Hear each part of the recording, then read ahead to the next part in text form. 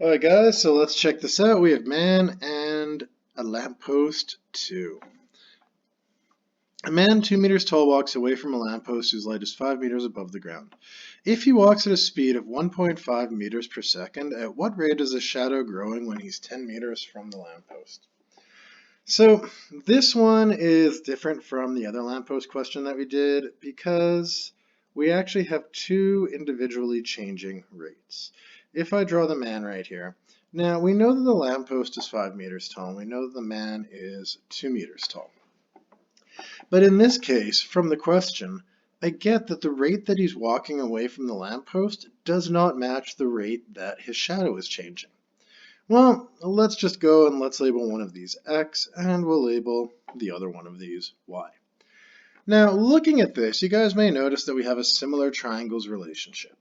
Y over 2 equals X plus Y all over 5.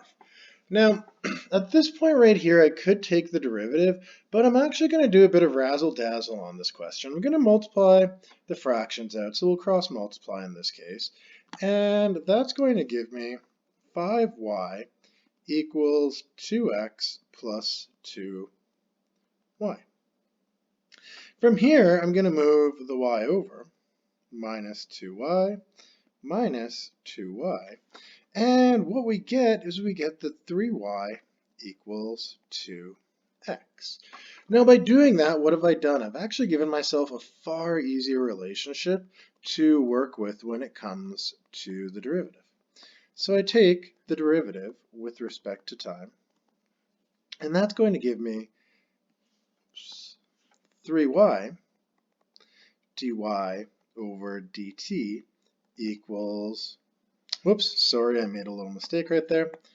Rather, that's going to give me 3 dy over dt equals 2 dx over dt.